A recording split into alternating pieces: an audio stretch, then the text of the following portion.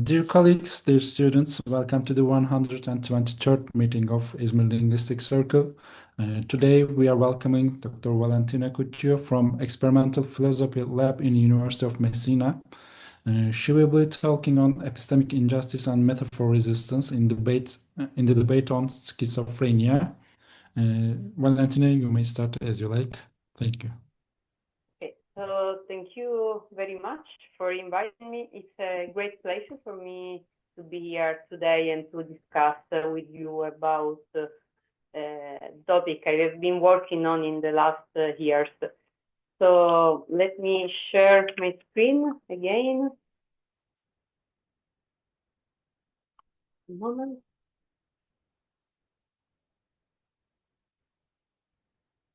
Okay. Can you see my PowerPoint? Yes, it works. Okay, perfect. Okay, so I will talk about epistemic injustice and metaphor resistance in the debate on schizophrenia. So let me give you first an outline of the presentation. I will start with the definition of epistemic injustice. First, like a broad definition of what epistemic injustice is, and then we will focus specifically on epistemic injustice in the context of mental illness. Next step, I'll try to pose this question and try to answer it. Can metaphor be a way to overcome epistemic injustice? We can answer this question looking at the interpreter point of view, or also looking at the speaker point of view. So I will say a few things about the interpreter point of view, but in this presentation, I will mainly focus on the speaker's point of view. And in this specific case, the speaker will be the patient with mental illness, the patient with schizophrenia. Toward the last part of the presentation, I'll try to draft a multi-layered embodied account of metaphor and epistemic injustice in schizophrenia. And in the very last part of the presentation, I will talk about resistance to metaphor as a way to challenging epistemic injustice via metaphor, okay? So let me start with the definition of epistemic injustice.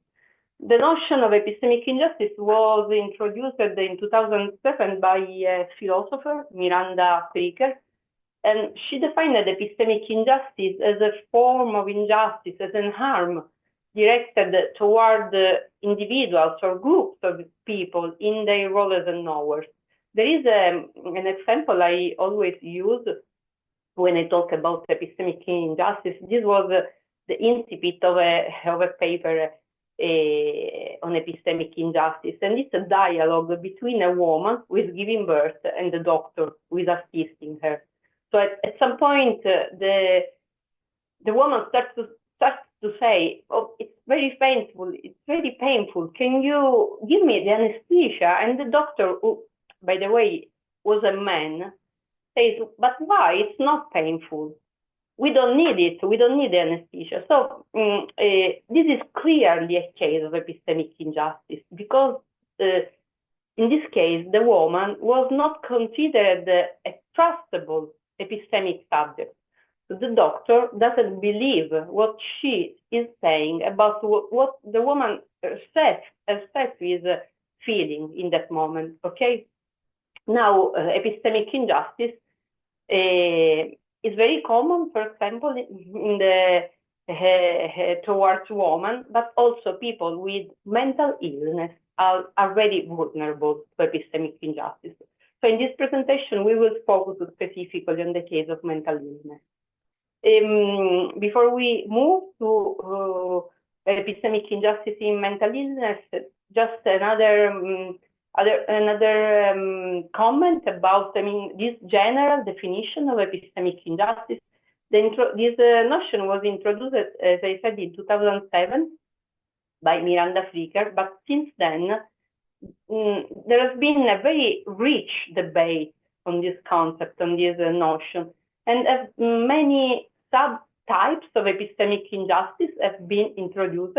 So here I'm reporting two different forms of epistemic injustice. two main forms of epistemic injustice proposed by Jackson in 2017. Testimonial injustice, where individuals are discredited, are not believed when they communicate their experiences. For example, the case of the woman I started with. So that example is a case of testimonial injustice. And there is also the case of hermeneutical injustice, where individuals are not recognizable as capable interpreters of their own experiences. So it is believed that they lack the interpretative tools to understand their own experiences, okay? So these are two main forms of epistemic injustice, but in the debate, there are many other subtypes. Okay, this is the general definition of epistemic injustice. Now, let's move to the topic of epistemic injustice in the context of mental illness. As I said, people with psychiatric condition are particularly vulnerable to epistemic injustice, and Plickton, Carroll, and Kidd in 2007 provided two kinds of explanations for these factors, so for their vulnerability. So they suggested that there are two kinds of explanations. One of these is a specific. So there are explanations that are specific, that regard specifically the nature of the mental disorder. So, for example, there are reasons specific to schizophrenia that make schizophrenic patients particularly vulnerable to epistemic injustice. And there are also global explanations. So this doesn't specifically apply only to one mental disorder, but are, general explanation that suggest why, that explain why people with mental health disorders are vulnerable to epistemic injustice. And this second type, this second kind of explanation basically focus on a mismatch between what psychiatric patients consider relevant in their self-narrative and what is considered as relevant by medical doctors and in the clinical practice. Okay, so for example, when patients describe their experience, their symptoms, they tend to provide subjective descriptions, whereas medical doctors are basically interested in an objective description of symptoms. In addition to this, usually patients with mental illness make use of drugs, make use of other substances, and for these reasons, they are considered emotionally unstable. And their narrative style is considered nonlinear, is considered confusing. They are not considered as fully rational. And what they say is considered not contextually appropriate, okay? And in addition, there are also another important factor that contributes to determine epistemic injustice. And this factor is the fact that social stereotypes are widespread. So we used to have negative stereotypes, negative moral judgments towards people with mental illness. We tend to consider them like responsible, entirely responsible for their cognitive, social, and economic conditions. Okay, so these have been considered as the two kinds of explanation, specific and global, that determine the emergence of epistemic injustice in the case of mental illness. Now, let's move to the question that I would like to answer. Can metaphor be a way to overcome epistemic injustice? Of course, the use of metaphors can be an advantage for patients with schizophrenia, but can also be a disadvantage. So there are pros and cons. let's start with pros. Let's start with the advantages of the use of metaphor in communication, and use metaphor as a way to overcome epistemic injustice. There are studies, for example, this one by Adamczyk and colleagues, it was published in 2016. They showed that the use of metaphor improved quality of life in patients with mental illness, and specifically in patients with schizophrenia. What they did was to compare two groups of patients and also a group of control. They had a first group of patients with like a good quality of life. They were all employed. And then they had a second group of patients with a worse quality of life, as basically unemployed. These two groups differ, were matched in terms of socio-cognitive abilities and neurocognitive abilities.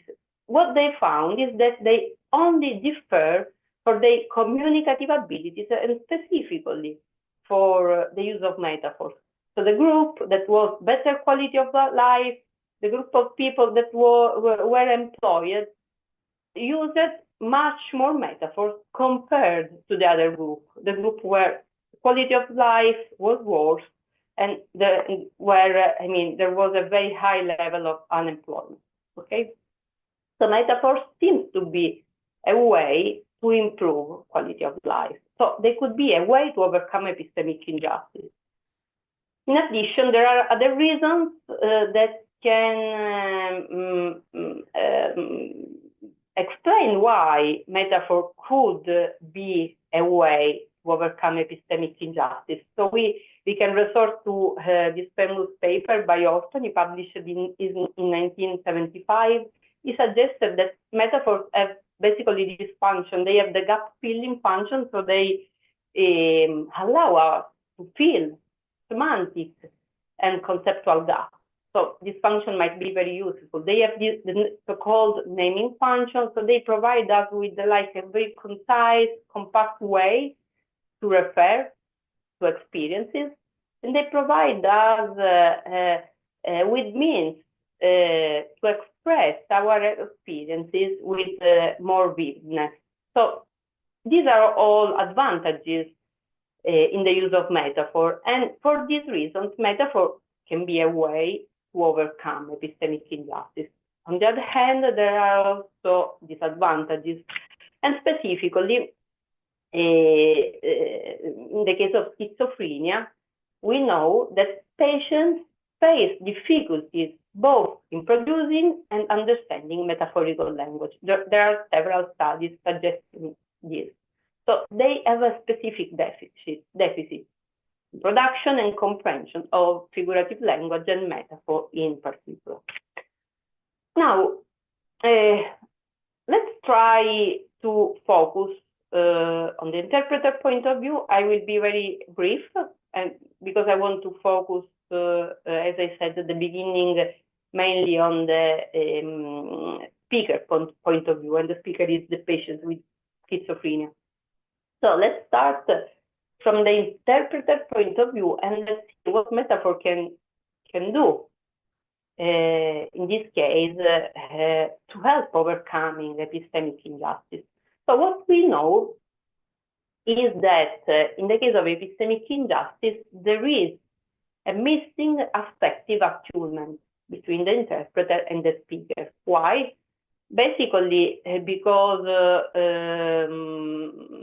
the interpreter, so the individual with no mental health condition, have social stereotypes. They have prejudice towards people with mental illness.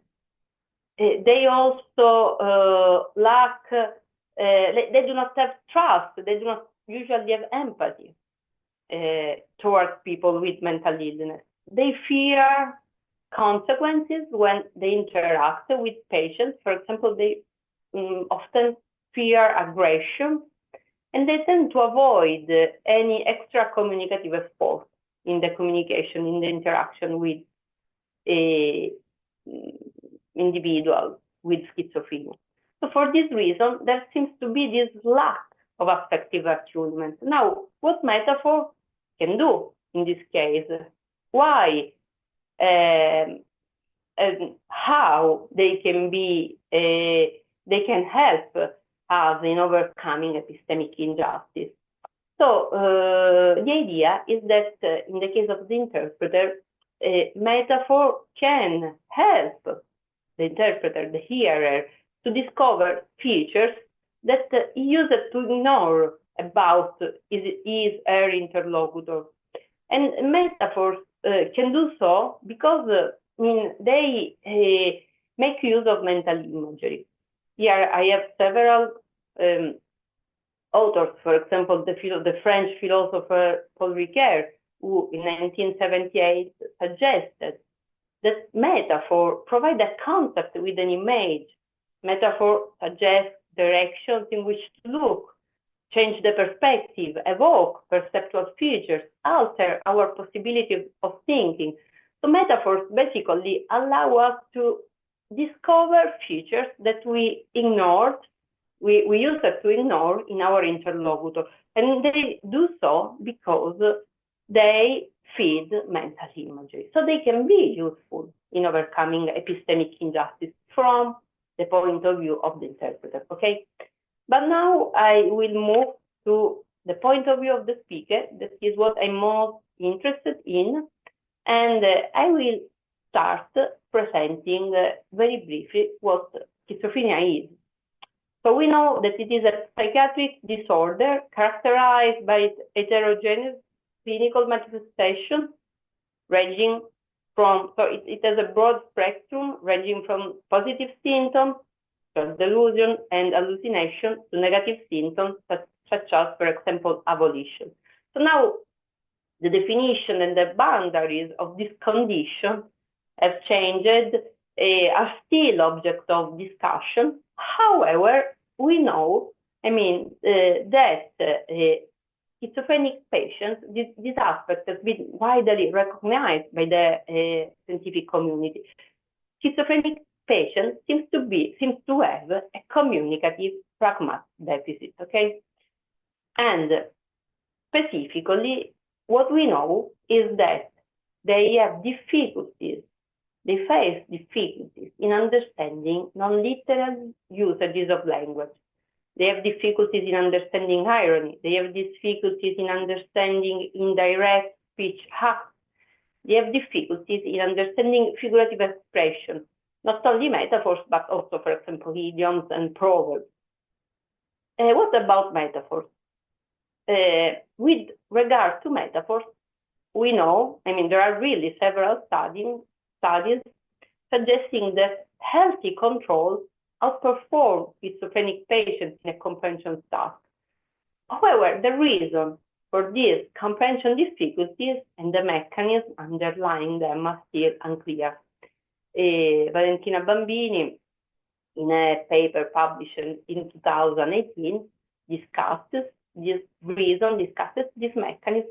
So there are authors suggesting that the reasons of these difficulties is a thought disorder. There are other authors suggesting that the reason is a looseness of association.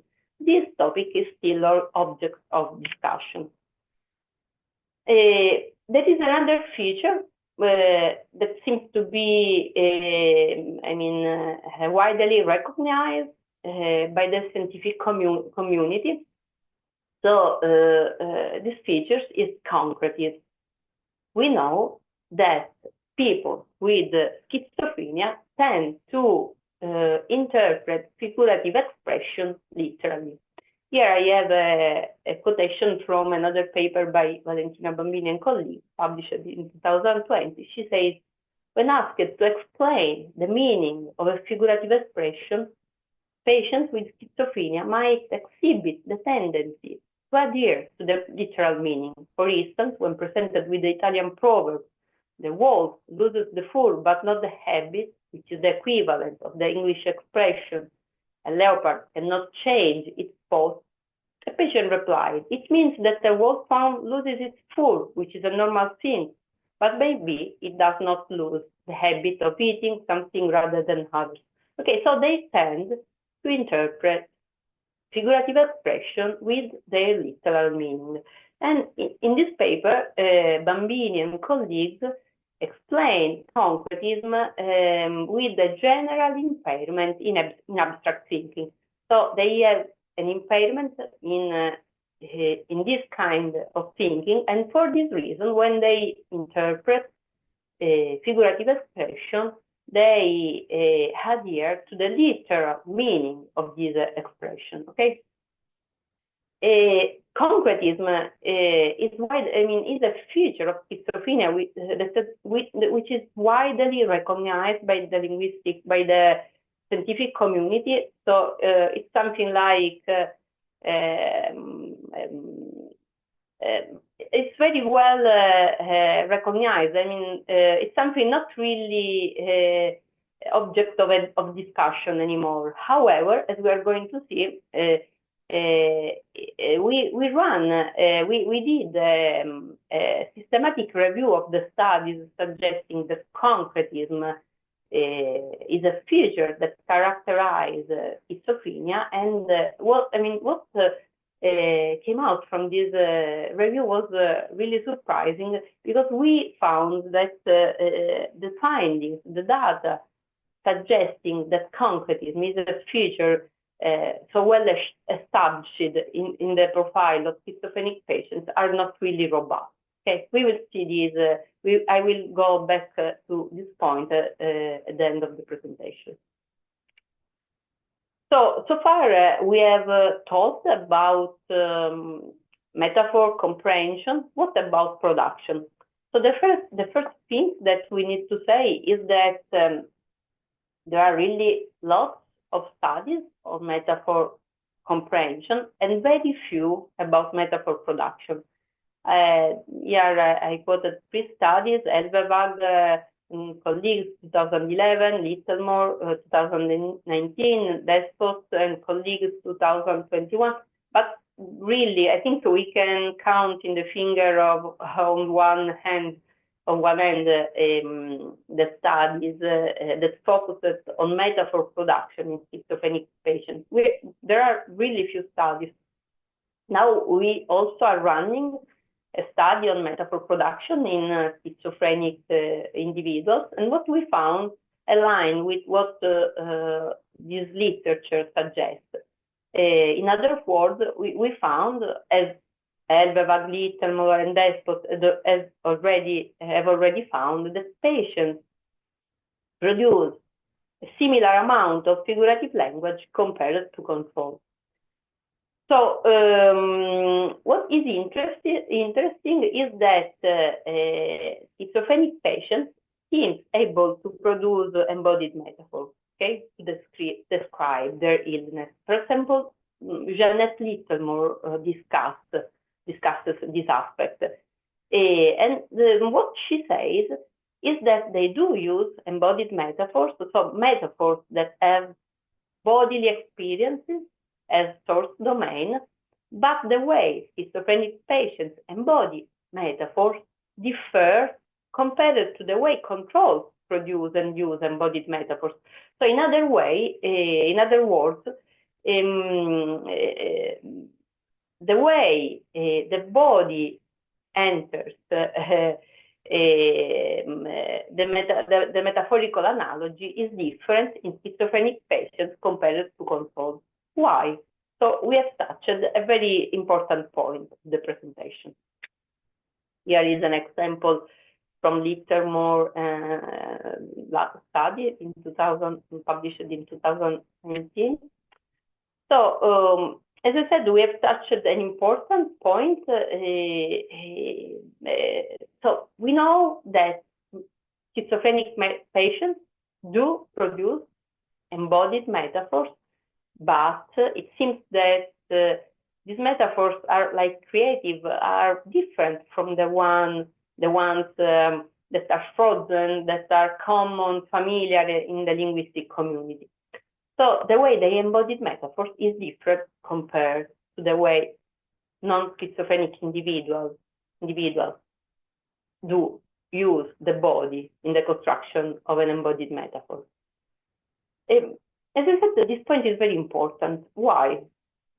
I think we need to relate this point directly with another feature that characterizes the profile of schizophrenic patients. So we know there are several studies. We can refer to Galles and Perry 2014 for a review. We know that schizophrenic patients show abnormalities of self-experience. For example, they show a loss of the implicit recognition of self-body parts, the explicit self-misattribution. They also show the explicit self-misattribution of the same body parts when belonging to others. They show the blurring of peripersonal space boundaries as well as of the self-other boundaries. Okay, so there is a disruption of bodily mechanisms. So in other words, the way they build their bodily representation is different compared to the way non-schizophrenic individuals build their bodily representation. And this is important. Why? This is important because findings coming from neuroscience suggest that subjective experience, so the experience that seems to be impaired in schizophrenic individuals, concurs in shaping a minimal sense of self. Now, this minimal sense of self is also a fundamental component of our social cognition, because the minimal sense of self is fundamental in establishing a self-other relationship. What I mean here, I'm also referring, for example, to all the data about mirror neurons. We know that mirror neurons are kind of neurons that were discovered by Galles, Rizzolatti, and other people from the Department of Neuroscience at the University of Parma. So they discovered these neurons that discharge both when we perform an action, for example, or when we feel an emotion, and when we see those actions, those emotions in someone else. So the idea is that our experience, our subjective experience, is the basis to understand others. So we deploy our corporeal knowledge to establish a self-other relationship. Now, if the patients with schizophrenia have a disruption of the bodily self-experience, consequently, it also might have a disruption in the establishment of this embodied form of intersubjectivity, okay? And this is important because what I'm going to suggest is that this embodied form of intersubjectivity is fundamental in establishing an epistemic relation with others. So it is fundamental to recognize the other and being recognized by the other as an epistemic subject, okay? So let's try to put everything together. So the body and the disruption of bodily mechanisms, metaphors, and epistemic injustice. So the idea is that since schizophrenic patients have an altered subjective experience, they embody metaphors in a different way compared to non-schizophrenic individuals. So basically, what we are doing now is providing an explanation at the level of biological mechanism to the data that, for example, Janet Littlemore provided at the linguistic level. So she showed that schizophrenic individuals produce embodied metaphors, but the embodied metaphors that they produce are different compared to the embodied metaphors produced by controls. Why? Because they do have this disruption of bodily mechanisms that leads them to live different subjective experiences, okay? So the way this subjective experience enter in the source domain of a metaphor is different compared to the metaphors, the embodied metaphors produced by controls, okay? And also, since subjective experience is fundamental in the establishment of a self-other relationship, okay, so a disruption at this level, at the level of embodied intersubjectivities, paved the way for the emergence of epistemic injustice. I want to refer here to this French phenomenologist, Maurice Merleau-Ponty, because he described in a very nice way this idea of embodied intersubjectivity. He used the expression of intercorporeality. In some writings, he defined it as carnal intersubjectivity. And the idea is that when we see others, we perceive them, and our own body and the body of the other person are really coupled. So there is a form of automatic attunement. There is a form of synchronization of bodily rhythm, for example. There is a form of bodily resonance. Here I'm quoting a passage from a work. It's a collection of lectures he gave at the University, at the Sorbonne of Paris.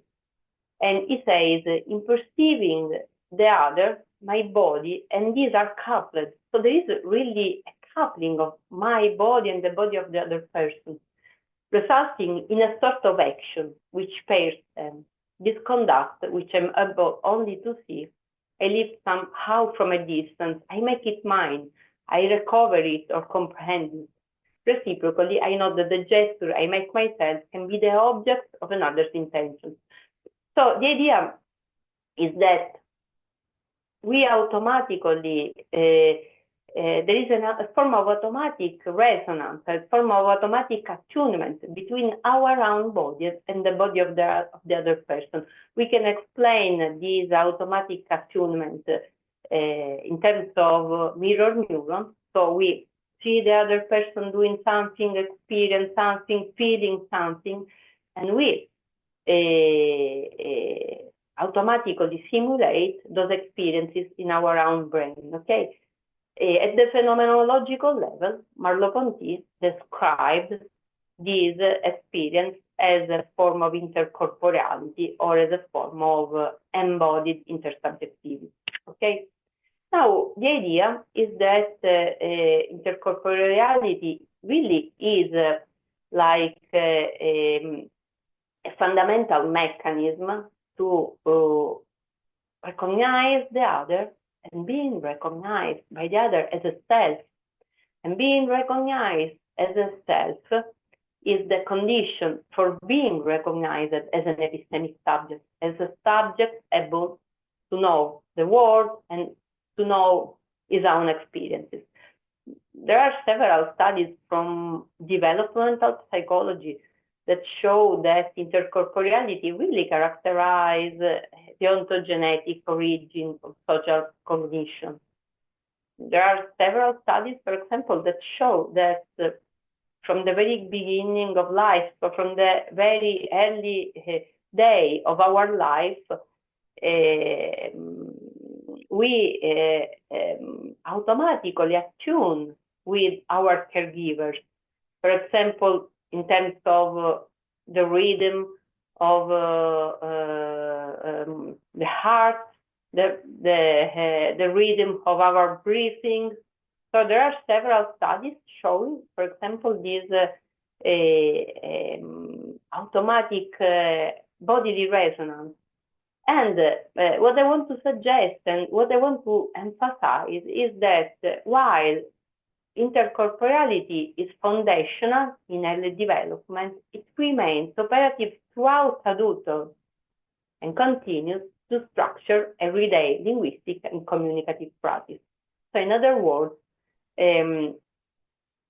through these processes of bodily attunement, we align ourselves with others we recognize others as interlocutors, and in turn, we are recognized by others as epistemic subjects, okay? So,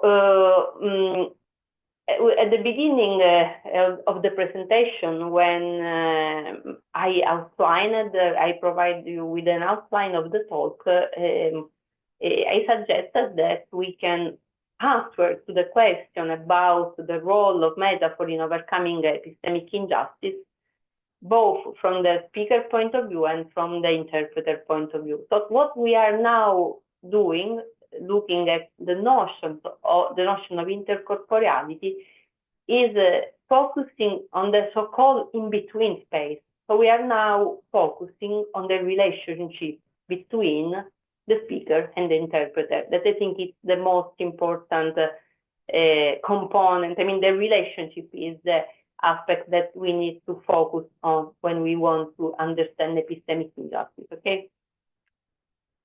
So let's try to put everything together now, and let's start to build this multi-layered embodied account of epistemic injustice as mental illness. So the body in this account has a twofold role. So at the first level, the basic level, what we can say is that the dysfunction of the bodily self-experience makes it not possible for people who have schizophrenia the automatic attunement with the other, which enables the establishment of an embodied self-other relationship, okay? Now, since this automatic bodily attunement is a prerequisite for being recognized by others as an epistemic subject, this disruption of this automatic bodily attunement in the case of schizophrenic patients really paves the way for the emergence of epistemic injustice. So this is one of the reasons, not the only, but one of the reasons why patients with schizophrenia might not be recognized as trustable epistemic subjects, okay? There is a lack of attunement. There is a lack of bodily attunement. This is the first level, the basic level. But then there is also an higher level, is the level of communication, of linguistic communication, is the level of metaphor. And the idea is that a dysfunction of the bodily self-experience determines a variation in the embodied metaphor production in these patients. So since schizophrenic patients have an altered subjective experience, they might embody metaphors in a different way compared to non-schizophrenic individuals. And this is, for example, already discussed by Dilbilim in this study published in 2019. Okay, so basically we have two levels. A first basic level, non-conceptual, totally implicit. At this level, altered bodily mechanism in schizophrenia determine a bodily misattunement between schizophrenic patients and non-schizophrenic interlocutors. And then we have, so this first basic level determines a lack of the condition of the prerequisite for being recognized by others as a self and as an epistemic subject. And then there is another level that is the level of altered, the level of linguistic communication, so the conceptual level. At this level, altered bodily experiences in schizophrenia determine a variability in embodied metaphor production compared to the metaphor, because the conceptual metaphors produced in the linguistic communities, okay? So we have these two levels. So we have, and what is new about this model is the fact that it introduces this bodily dimension in epistemic injustice, because usually epistemic injustice is explained with reference to high-level cognitive processes, so stereotypes, stigma, prejudices, okay? So I'm not saying that these are not important, they are very important. But at the same time, we also have a bodily ground to epistemic injustice, okay? Now, let's move to the final part of this talk, of this presentation, resistance to metaphor as a way to overcome epistemic injustice. And as we are going to see, here resistance to metaphor can and will be used in two senses. But let me start with this quotation. It is from a paper published by Lotte Van Poppel and Rosemary Pilgrim. Knowles and Lean, they say, Van Poppel and Pilgrim say, Knowles and Lean make a distinction between outcome resistance, in which there is simply no persuasive effect, and motivational resistance, in which the persuadee avoids being persuaded. Outcome resistance, the resistance thus entails a persuasion attempt that does not alter target's attitude or behavior. So we have two forms of resistance to metaphor, outcome resistance and motivational resistance. Now, what I'm suggesting is that both forms of resistance are operative in response to metaphors produced by people with schizophrenia. Okay, usually we tend to resist metaphors produced by people with schizophrenia. And both forms of resistance to metaphor are at play.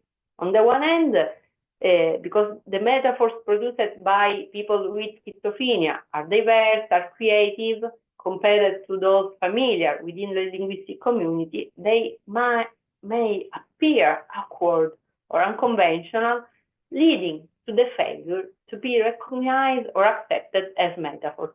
And this is a case of outcome resistance. On the other hand, particularly in interaction with healthcare professionals, metaphors produced by schizophrenic patients are usually rejected because these metaphors are not considered metaphors. And this because it is believed that patients with schizophrenia tend to adhere to the literal expression of metaphors. So when they pronounce a metaphor, we basically do not believe that that one is a metaphor. We just interpret the metaphor literally because patients are considered to have this form of impairment that has been called concretism. Okay, so and this is specifically a case of motivational resistance. So both outcome resistance and motivational resistance seems to be at play when we interpret metaphors produced by schizophrenic patients. Now, as I said, concretism is a feature of schizophrenia, of the schizophrenia profile that seems to be widely recognized by the scientific community. However, recently, together with Dr. Martina Montalti, I published this systematic review on metaphor comprehension in schizophrenia, and what emerged from this review was quite interesting. We found that the studies, the findings, the data suggesting the schizophrenic patients do show concretism are not that robust for several reasons, due, for example, to the experimental design, to the analysis, to the composition of the experimental group, for several reasons. But those findings are not really robust. So what emerged is basically the fact that concretism was first identified in the interpretation of proverbs, and data on proverbs seems to be more robust. However, concretism was then extended to all other forms of figurative language, including metaphors. But data on metaphor comprehension and concretism are not that robust. So clearly, this is a bias that leads, especially doctors, medical doctors, to resist the metaphor produced by schizophrenic individuals. Now, resistance to metaphor can be a way to overcome epistemic injustice. As I said here, we need to interpret resistance to metaphor in two ways. On the one hand, this is the first sense. We need to be aware of the fact that we tend to resist to the metaphors produced by schizophrenic individuals, and we need to recognize the source of variability in embodied metaphor production, okay, in these individuals. So we need, we should say that we have to resist to our tendency to resist to the metaphor produced by schizophrenic individuals. On the other hand, so this is another aspect, we need to resist to the stereotypical metaphors that we usually have about mental illness. And those metaphors, those stereotyped metaphors usually lead to epistemic injustice, okay? So we have to resist to our tendency to resist the metaphors produced by schizophrenic individuals, and on the other hand, we have to resist the stereotyped metaphors we do use and produce about mental illness. So challenging epistemic injustice through resistance to metaphor can be done, and it can be done through these two routes: the recognition of the variability in embodied metaphor production in schizophrenia, and the resistance to the stereotyped metaphors produced by non-schizophrenic, by non-clinical individuals, stereotyped metaphors produced about patients with mental illness.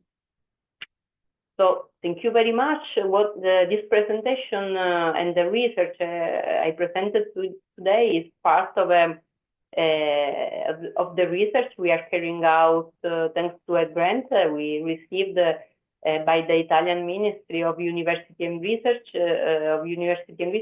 I have two colleagues working with me on this grant, Francesca Ervas from the University of Cagliari, she's a philosopher of language, and Francesca Ferri from the University of Chieti, and she's a neuroscientist. So thank you very much for your attention. Thank you, Valentina, for your interesting presentation. I'm sure our guests have many questions or many things in their minds. Some of they may want to express their questions. Any questions from the audience? You may raise your hand or you may open your mics to ask. Or you can write if you are outside.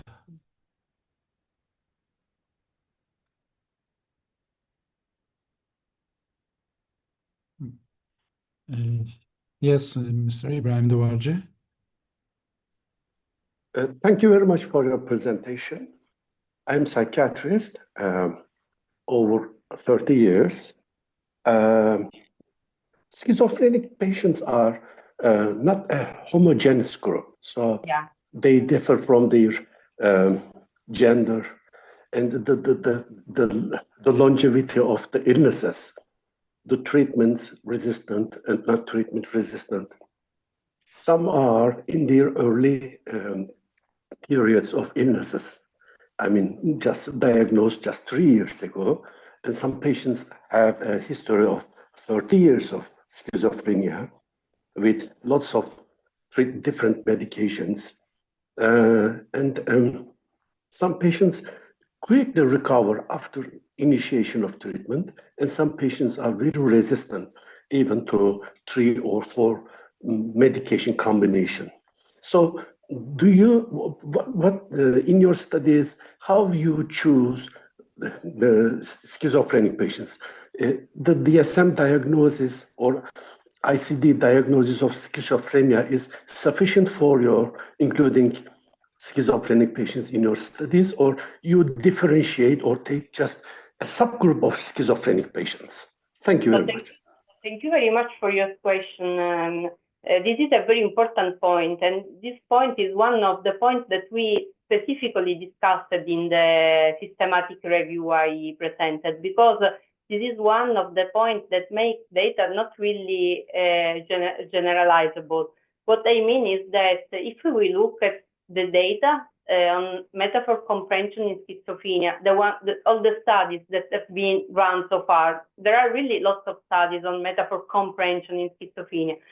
But if we compare the group of patients, really, I mean, every person that has run a study chooses different criteria, and you cannot really compare those studies because it's very different comparing people that was diagnosed like 1 or 2 years ago and people that was diagnosed 10 or 20 years ago, because they have a different history and different medical treatment. So this is one of the specific points that make those literature and those studies really not replicable, because there are not clear criteria. And of course, we cannot generalize the data. It's different if you look at people that have been just diagnosed and if you look at people diagnosed several years ago. So this point is really very important. So for the recruitment of patients in the study we are doing,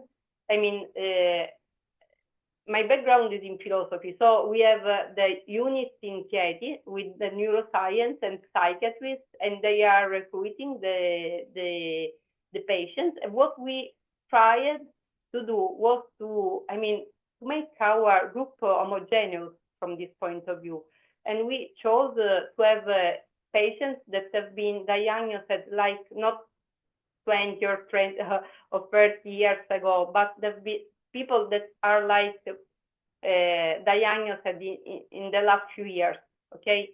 So maybe they might be able to perform better compared to people diagnosed long time ago. So we tried to make our group homogeneous from this point of view. This study is not yet published. And what we did, we did several studies within this project. One of this study was about the elicitation task. So we wanted to see if and how people with schizophrenia produce metaphors, and they do. in the same amount compared to controls. But we also made another experiment where we looked, they did, because they are the neuroscientists, so they did so together with the psychiatrists. They looked, but it's part of our project. So they looked at how people with schizophrenia synchronize both, for example, in a motor task and in a task where they have to synchronize the rhythm of breathing in two conditions. A social condition, both conditions were social, but in one condition they know that they were synchronizing this rhythm with another patient, and in the other condition they knew that they were synchronizing with a non-patient, so with a control individual. And what we found is that they have difficulties in both cases. So we expected that they might perform better when they tried to synchronize with another patient, but it wasn't. Data didn't show this. They just have difficulties in synchronizing, both when they are interacting with another patient and when they are interacting with a control individual. One more addition I want to say is that our medications we use in schizophrenic patients, some of them are really reduces the creativity, cognitive creativity. Many patients, I heard that in this, after taking medication, they lose their creativity. If they are, even if they are a cognitive science, I'm sorry, in a computer science, they can't write appropriate codings for any software. So they really reduce their mental creativity. And also the medication for schizophrenia, antipsychotic medications also repress the emotional reaction. So maybe all these are related to the use of metaphor, or understanding or producing metaphors. Thank you very much. I mean, so you are asking if the use of medication can interfere with, yes, I mean, of course. So this was one aspect that we need to control too, the use of medication and which kind of medication. So the neuroscience unit of the project that ran this part of the study, they did also control for this aspect, because this is, I mean, you are highlighting very fundamental points.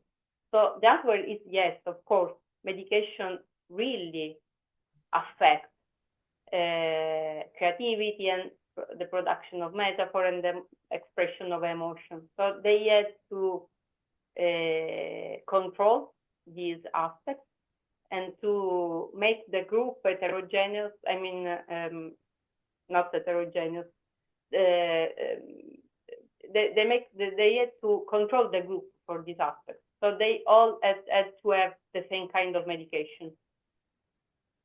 I don't know which kind of medication they used, but this was one aspect we had to control. And this is a fundamental point if you want to make an experiment on the comprehension of metaphor in schizophrenia, but it hasn't been very well controlled in the literature. So if you look at the literature, in many studies, this was not really a point people addressed, which is really something really weird. Okay. Thank you, Mr. Duarje. Any other questions?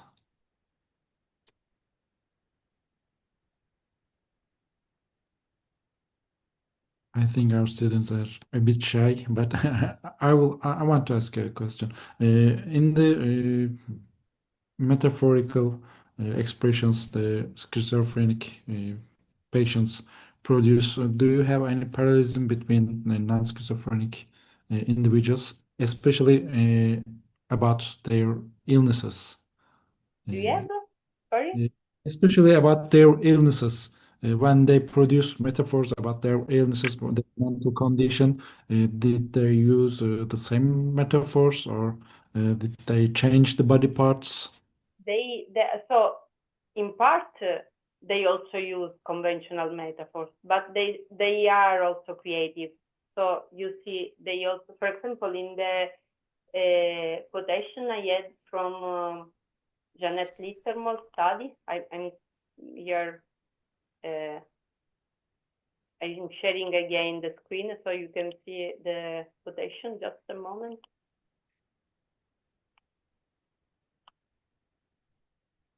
So, for example, in this quotation, this is an extract from Jeanette Littlemore's studies. As you can see, for example, in the second part of the quotation, there is a patient that is talking about his relationship with his body, and specifically is talking about his aversion to eating, okay? Many of the metaphors he produces can be interpreted in the framework of the divided self, okay? But still, the way he used this framework is very creative. So, for example, in this case, the doctor says, "What's gross about it?" The doctor is asking about the aversion of the patient to eating. And the patient replies, your skeleton crushes it up, and then a meat tentacle pushes it into a vat of acid, and then you poop it out later. So it mean, it is creative. It is creative. So, and also this is something we found in our own data. They do use conventional metaphor to some extent, but they use a large amount of creative metaphors, new metaphors. So they use the body in a different way. Okay, novel metaphors are more frequent, I think, in schizophrenia. Yeah, exactly. Thank you very much. Thank you. Any other questions? Yes, Harun Güngör, Mr. Harun Güngör.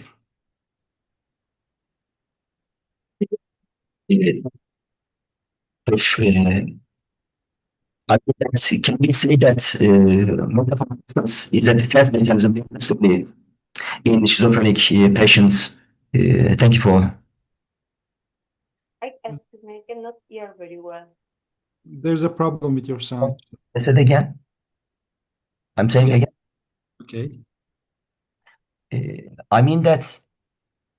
Can we say that metaphor resistance is a defense mechanism linguistically in schizophrenic patients? Metaphor is a defensive mechanism. I'm not sure I heard correctly. Is resistance to metaphor is defense mechanism for schizophrenic patients towards other people? No, I mean, in the way I framed it, resistance to metaphor is from the other point of view. So we tend to resist the metaphors produced by the schizophrenic patients because those metaphors are unconventional, often novel. So we don't recognize them as metaphors. We tend to not recognize and we tend to resist them because concretism is considered so a feature so widespread in the communicative abilities of schizophrenic patients. So we tend to resist the metaphors produced by schizophrenic patients. So the idea is that the interpreter, so we are now looking from the interpreter point of view. The interpreter usually tends to resist those metaphors. So a first pass, the first step to overcome epistemic injustice is be aware of this tendency that we have to resist their metaphors. And the second step is also to resist to our own tendency to use stereotyped metaphors when talking about mental illness. So it's not a defensive mechanism from the patient's point of view. I got that. Thank you. Thank you so much. Any other question?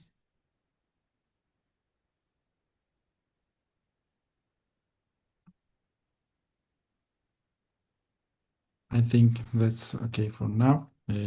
Thank you, Valentina, for your interesting presentation. I'm sure that many of our students from master's degree or doctoral degree will have new insights if they are interested in metaphorical studies. And also we have psycholinguistics experts in our department, so they will maybe they will email you for the details of your study and they will follow your studies.